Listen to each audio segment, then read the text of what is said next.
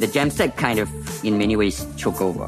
If I think back to that whole 8-year period, if you think about all of these tools like the CMSs, the e-commerce platforms, the application platforms that used to be the monoliths we were building with before this like decoupling, right? Like I can't name a single one that's like emerged in those 8 years that's not hitless, right? Like, and that's not decoupled. Hey, this is Brian, and you're listening to Jamstack Radio, a bi-weekly series where we discuss modern web development with maintainers, founders, and developers. Jamstack Radio is brought to you by Heavybit, the leading investor in developer-first startups. For more information, visit heavybit.com. Welcome to another installment of Jamstack Radio. On the line, we got Matt Biilmann. Matt, what a pleasure to have you back on the podcast. How you doing? Good. It's a real pleasure to be back. It's been quite the run since episode 2 when I was first done. Yeah. It's funny because you were technically the first episode recorded, but we did put you out as episode 2. But yeah, I mean, we started this thing 8 years ago this month. Yeah. And I joined Netlify, and then the next week, Heavybit had put me on an email chain of like, do you want to start a podcast? You have podcast experience. So maybe like you or Chris mentioned it. Yeah. And I was like, sure. Yeah, I would love to do something that was like, I've got more than 10 listeners, which my previous podcast was like 70 downloads a week. So yeah, come a long way and like super happy for the opportunity to start this thing. But do you want to catch us up? Jamstack today. What's Netlify doing today? Yeah, absolutely. Yeah. So, I mean, I obviously at some point coined this whole Jamstack term, right? Like, and had it brewing for a bit before I gave the first sort of public presentation around the Jamstack at the Smashing Magazines conference, April 2016, I guess, which was like right around the time also where you joined Netlify, just a bit after that, I guess, right? Like, so it's been more than 8 years now of Jamstack, I guess. And originally when I coined that term, right, like it was very, very, I think people often forget how different the world was back then in 2016 and how different the ecosystem was back then.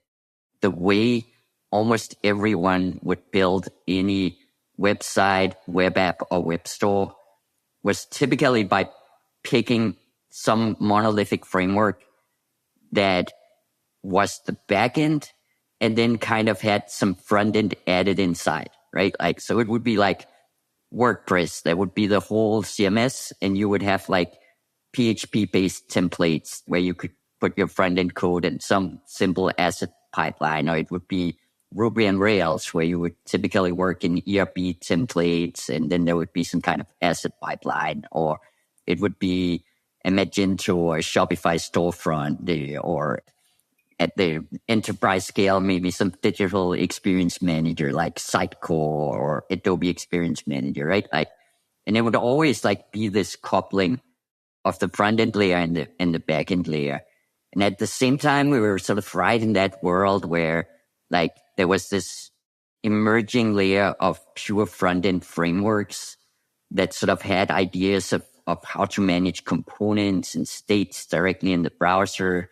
Like Ember was probably at the time like the biggest framework, with Angular, like Ember and Angular were probably the biggest, and React was just sort of starting to emerge just as a simple view library you might pull into something like Backbone.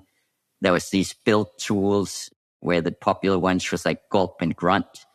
And then there was like this landscape of static site generators like Jekyll and Middleman and Roots and a few others that were really sort of starting to target on like this whole idea of like, what if you ran some build process and just like pushed out a front end?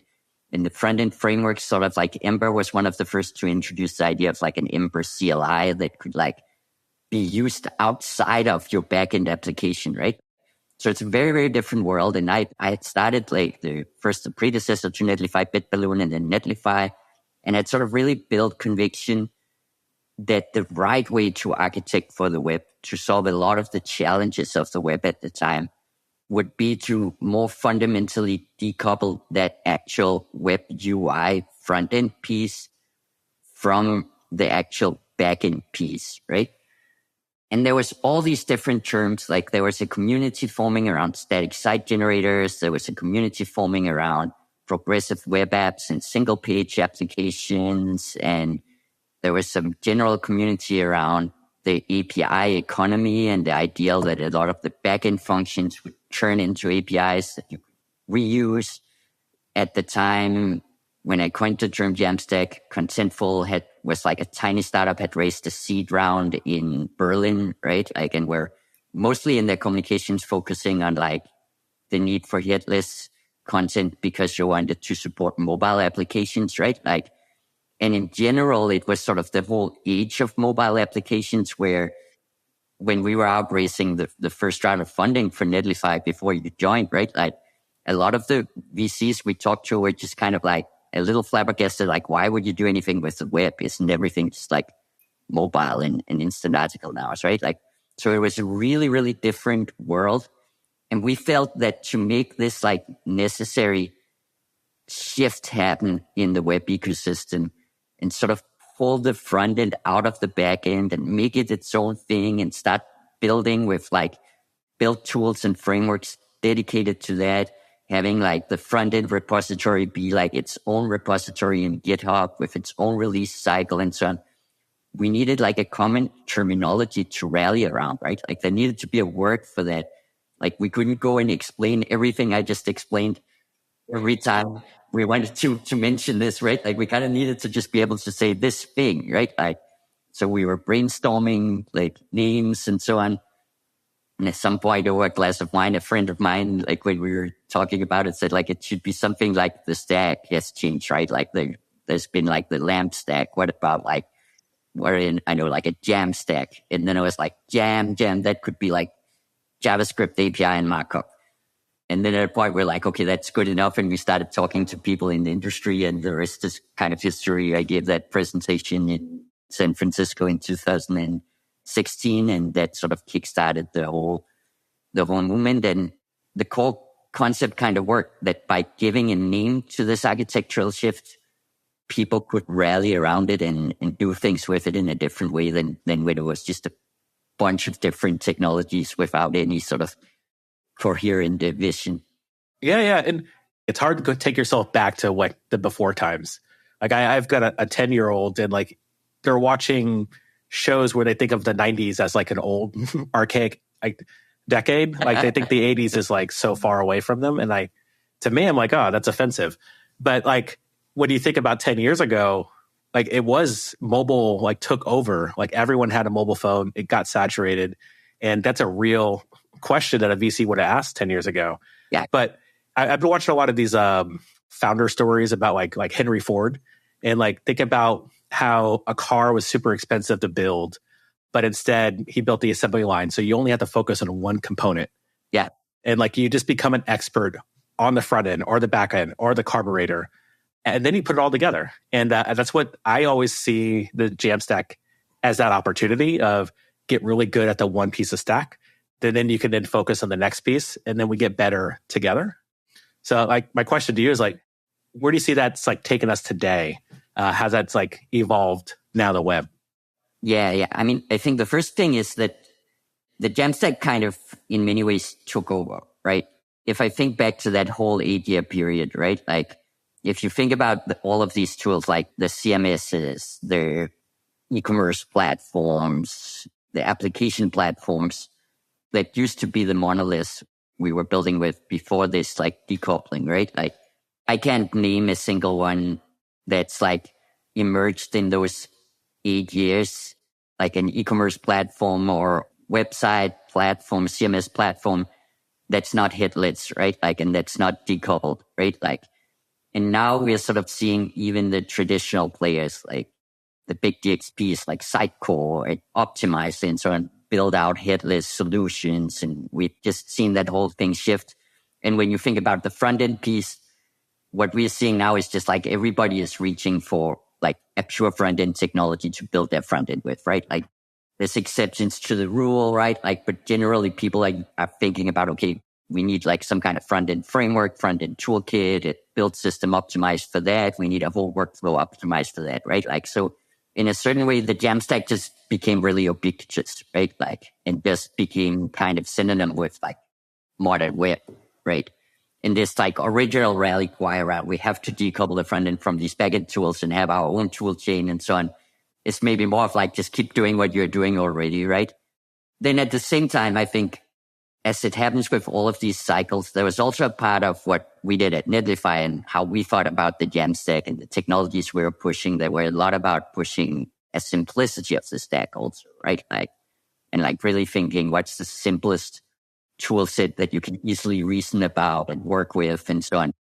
In that original presentation, I had this whole sort of diagram of like how the current web architecture was looking like with all the different layers of CDN and servers and databases and caches and everything that went into just like operating a website at scale, right? Like, and originally I think we were pushing hard with the Jamstack push to also get away from that level of complexity and to a mentally simpler model for websites often centered around like more of a static view of the world where you could build as much as possible up front and just distribute it on the edge. And then from there on, you kind of just had to worry about what happened in the browser and things were simple. Or for single page applications, just sort of really say, okay, just build an app in the browser and talk to different APIs. And it's very simple.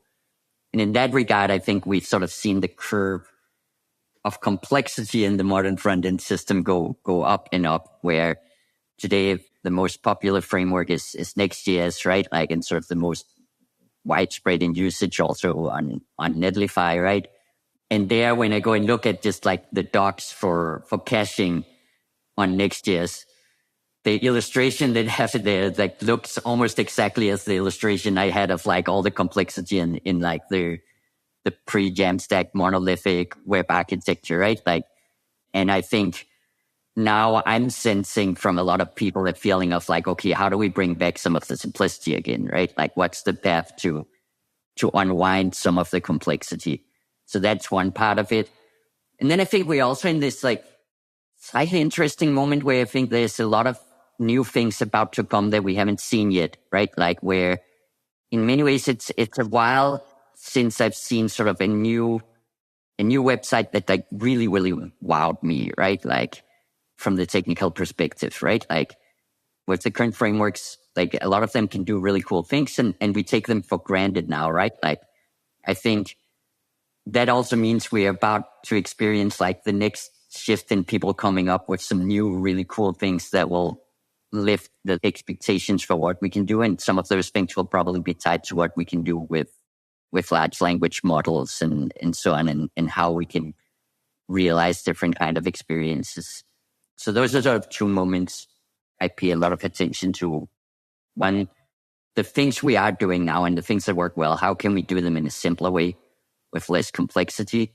And two, what are the next thing that might require some more complexity, but where it will really feel worth it because it lifts the actual experience we're building on the web? Yeah, that's amazing too as well. Because like, again, I think you're spot on about like the complexity of what we have today. It also feels like the complexity we had like 8 years ago. But I did want to actually ask the question or really talk about the new partnership you all just announced with Astro.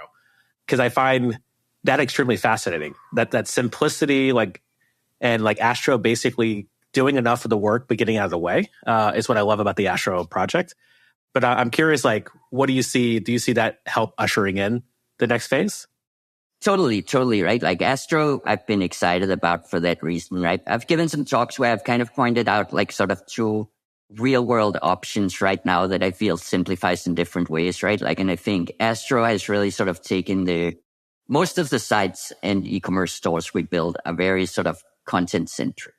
And they've sort of gone back to like the content-based pages model and said like, how do we go more back to just like the simple static site generator feel of like, for each of those pages, here's like the HTML that should generate. And if we don't need it, let's not like turn all of that HTML into a single page application and everything, right? Like, let's just keep it really straightforward, lean into the actual web platform, just like let the browser do what it's really good at, use technologies like view transitions to make like navigation between pages feel even smoother and so on. And then they've embraced this idea of an island architecture where you then go in and say, okay, we have like this plain HTML page, right? Like, and then we probably have specific parts of that page that needs interactivity. Like we might have like a shopping cart or a button to add to cart or like a price widget or something like there can be a bunch of different things, right? Like, but instead of like turning the whole page into essentially a single page application after it loads just for those bits of interactivity, let's have a way to just like pull in modern front-end components for those elements. And then the framework will handle all this tricky logic behind the scenes of turning those into small chunks of bundles that gets loaded right and gets like hydrated in the page in the right place and show loaders meanwhile and so on, right? Like, it's like a really simple mental model, right? Like, and the way they sort of leaned into like this classic markdown with front matter mental model that we had all the way back from Jekyll, and then used it to really say that front matter is sort of like your server side. Like here we load stuff and do data fetching, and then the stuff below it kind of just like your HTML page where here we build out the server side rendering. That feels like a very simple and intuitive approach, and it works really well and like makes it easy to build sites that don't ship unneeded JavaScript, that's like very high performance, that just leans in on the actual web platform itself, and then opens up even to say like for those interactive components, you can kind of just pick and choose what component library you want to use, right? Like you want to use React, just plop in React. You want to use Vue, just plop in Vue. You want to use Solid or Preact or Svelte. You can just pull in components of those kinds and it just works. So Astro has been very excited for that reason, right? Like, and I've been building a lot of just sort of my prototypes and hobby projects with it, and it just clicks really well, right? Like, and feels very easy to reason about what's going on and what's it doing, right? And then the other one I've called out a couple of times is Remix, that also started its life as sort of a venture-backed startup from the founders of React Router. Then they got acquired by Shopify, and it's kind of obvious that Shopify is really seeing them as like a core open source investment in like web infrastructure in the same way as they've been investing a lot in Ruby and Rails. And there's some similarities of the mentality of Remix and Ruby and Rails, which probably also attracted Shopify to them, right? Like, but they've kind of gone the other way and said like, hey, if instead of all these different rendering modes and something is static and something is pre-rendered and something is ISR and something, let's just lead into like server-side rendering plus caching. And I will say that realizing server-side rendering with caching is trickier than what most people think, and we are still not there. But it's a lot easier than it was 8 years ago because of platforms like Netlify, right? Like where you essentially have this guarantee of like a serverless rendering layer plus a CDN caching layer that have like very clear conventions for when purges happens and how to refresh the cache. And you know there's a CDN cache in front that you can rely on and so on, right? Like, so it also becomes a really interesting model that then says like if you are building something where there's so much dynamic stuff happening, that the more content-centric approach of like just think about a page that has a set of content that builds out is maybe not the right one, and you need more of an application approach where you think about a router that like defines what data to load and then you navigate within it and so on. I think that's allowed Remix to also say like, okay, if we just do that, we can do something that feels a lot simpler than like the world of every single rendering mode and complexity, right? And then because they are no longer a venture-funded startup, they've also been able to just say, hey, we don't need to sort of artificially expand the scope of the framework to capture value, right? Like we can just turn Remix essentially into a Vite plugin and then even sort of merge Remix and React Router and just like really think about how simple can we make the architecture, right? Like, so those are two of the ones I see that even customers at scale today can go out and use, right? Like we're using Astro for Netlify.com ourselves, right? Like, so we know it works and it's like robust, and we have We even have some of our largest enterprise customers building really, really complex sites with Astro, right? And we've seen it works. And in a similar way, in like Shopify's own dashboard is built with Remix now, right? Like there's sort of real backing behind it there. Then there's a bunch of other stuff I could talk to that's probably like the next generation that might not be my advice to like a big enterprise company. Go pick this up and it'll be ready for you right now, but that can really move the needle in the future.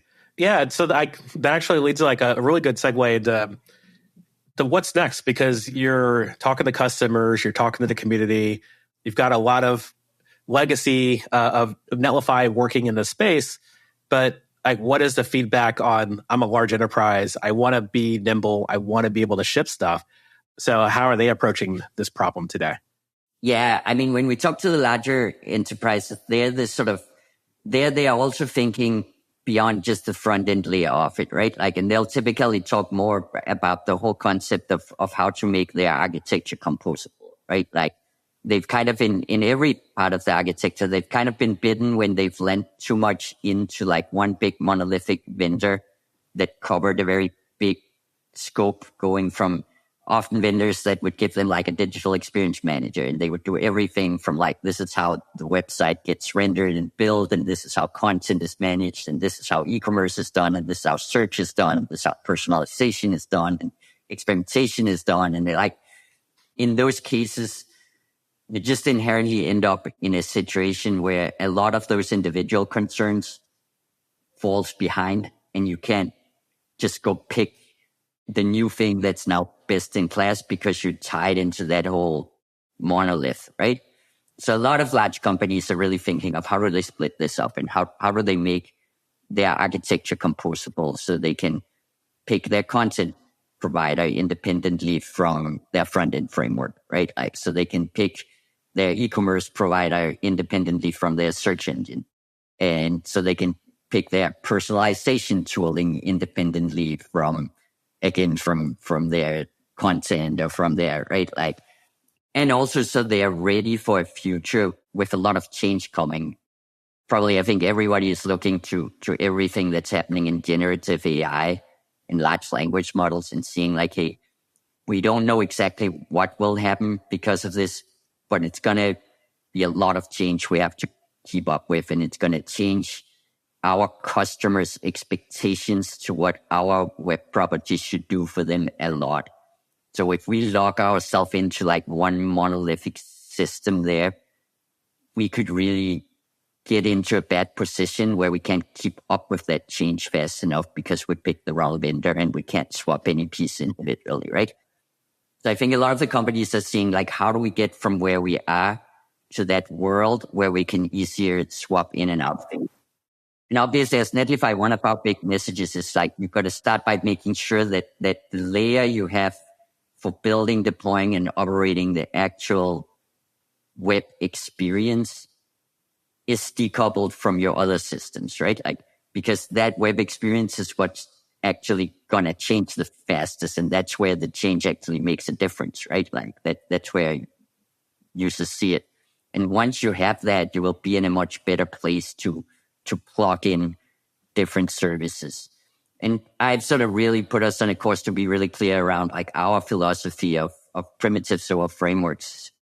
Netlify's role is to really think through what are the right core platform primitives that will last longer than any of the individual pieces, that we can build a really great developer experience around, that we can easily map any modern front-end framework to, right? Like, so we can guarantee that you can run whatever framework delivers the most value right now for your customers, and then really help companies take care of all the automation and operation that goes into actually like shipping frequently and keeping your site live and so on, and allow the creative team and the developers to focus on like, okay, what components should we pick? What framework should we pick? What technology do we want to work with? And how do we do the creative work? Excellent. Yeah. So I had you on the podcast and I reached out to you specifically because after 8 years and sort of burying the lead at this point, like this will be the final episode of Jamstack Radio. Yeah. And it's an emotional decision to come to because, when you have a product or a thing that you've been building for so long and having all these conversations, one of the feedback I got from folks is while doing this podcast is it seems like you have everyone on this thing. And what I really pride myself on is like being able to find folks early days before they become big. So like Prisma, got to talk to them. Gatsby, talked to them early days. So quite a few projects and founders got to have those conversations, and including yourself. Yeah. Got to talk to you on this podcast pretty early before Netlify and it's massive valuation of what it is today. Totally. Like early days. So when you joined, were you like 6 people or something? Yeah. That was less than 5. Yeah. Yeah. But yeah, small team in the dog patch, which even today, like going to the dog patch and like now we got the Warriors playing out there. Steph Curry just bought a building across the street from the old Netlify office. And so he's going to set up his VC fund like right there in the dog patch. YC is now in the dog patch. Yeah. So you and Chris are this early on the space of a few different things of that neighborhood, but also about the web. So it's been amazing just to see this ride and see like where it's blossomed. But I'd be remiss to not mention Composable Web, the event that's happening here in October in San Francisco. Yeah. What are the like high-level themes that you see that are happening at that event? That give us a reason why we should be buying a ticket right now. Yeah. I mean, Compose in San Francisco, it'll be October 3rd. Will be a broad developer event with focus on the modern web, on how to unlock the power of the modern web. That's sort of core to our vision, right? And our mission, right? Like how do we help developers unlock the power of the web? We'll have people from the different aspects of frameworks and front-end development. We'll obviously also have people in the space of AI in the terms of like how is AI going to impact what we build for the web and how the web looks like. And we're going to have customers and partners share sort of real-world stories of things they've built. I always think like that sometimes ends up being some of my favorite part of every one of these conferences, just seeing actual builders coming and show like, this was how we actually ran this kind of thing at scale, right? And then obviously as Netlify, we're pretty excited to show up with some really cool product launches that the team is working hard on now.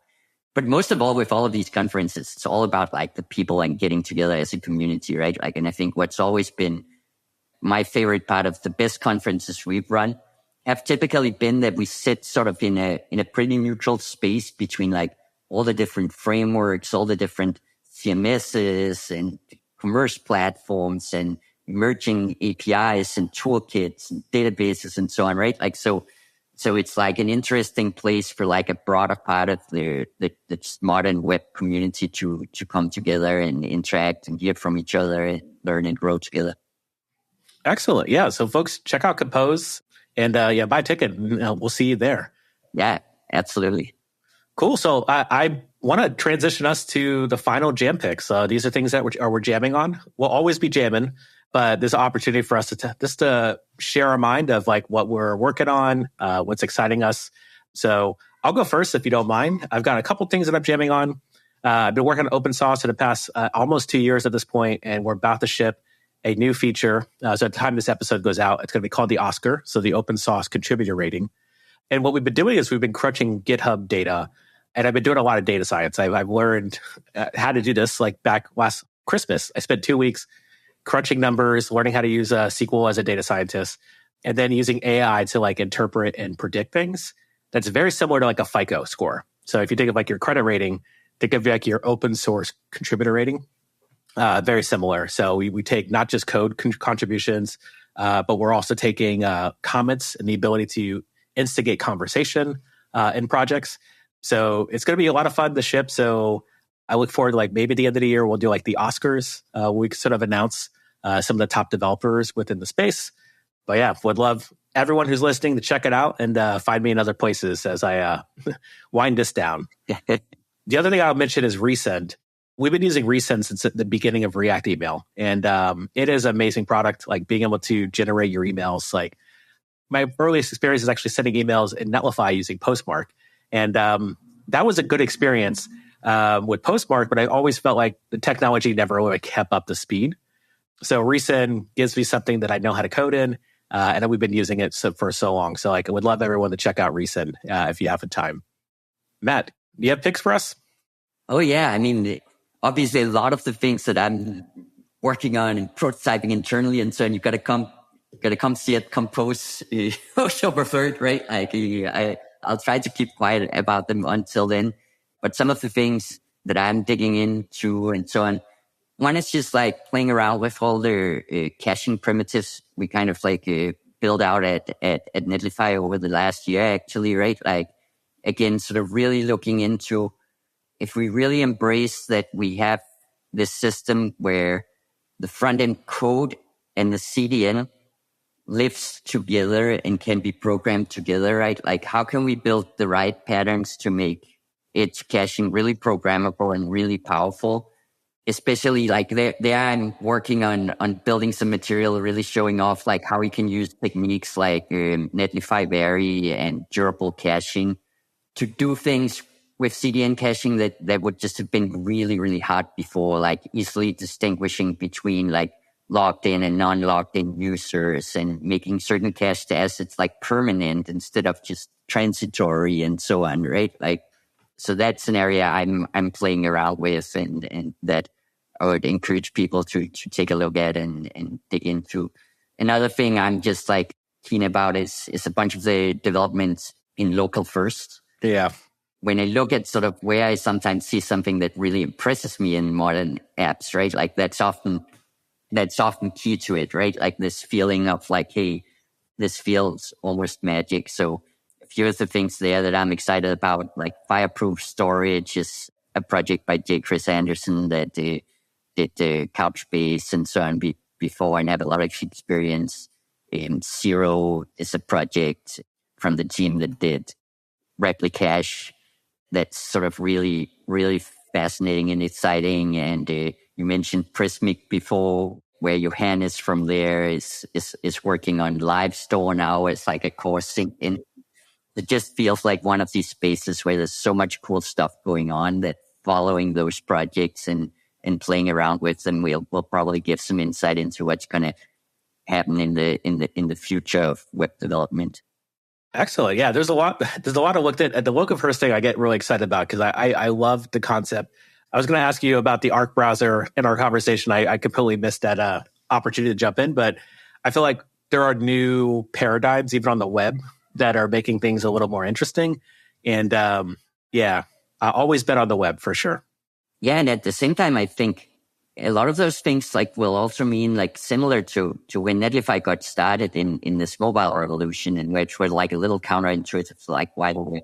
I do think we'll go into we're kind of in the stages of early stages of that kind of phase again, where the AI platforms will mean that there's going to be a clear new battle of the platform, right? Like I think everything that's based around this idea of like chat-driven interactions and so on, that'll actually tell to be a pull away from the web and into different closed platforms, like into tools like ChatGPT or Messenger or WhatsApp or what X might turn into and so on, right? Like there's kind of like a blueprint for how to start building new platforms that are not web and that just kind of like owns the whole life cycle of the user interaction there, right? Like, so I think we're also sort of right in that moment again where we're really investing in the open web and really figuring out like how do we make web experiences so powerful and compelling that the web is worth it. It's going to be really important again, right? Like I stole this phrase from Toby, the CEO of Shopify, right? Like, but he had a great quote where he said like, if anyone released the web browser as an app today, it wouldn't be accepted in any of the app stores anywhere, right? Like, it's just like way too powerful, right? Like it's a whole platform, right? Like, but we have it. Yeah. We just got to keep investing in that layer and keep it relevant because that's the open platform we have. Yeah, that's really true. That's actually a great quote too as well. So honestly, I could probably talk to you for like hours about this, but I look forward to talking to you more in the future, just not on the podcast. And folks, really appreciate you listening to us for 8 years. Find me other platforms. You'll find me BWO on the X, I should say. And you'll find me, B-Dougie, everywhere else. And you can also find Matt as well. So keep spreading the jam. That's all we have time for today. This show is brought to you by Heavybit, the leading investor and developer for startups. To learn more about Heavybit, visit heavybit.com.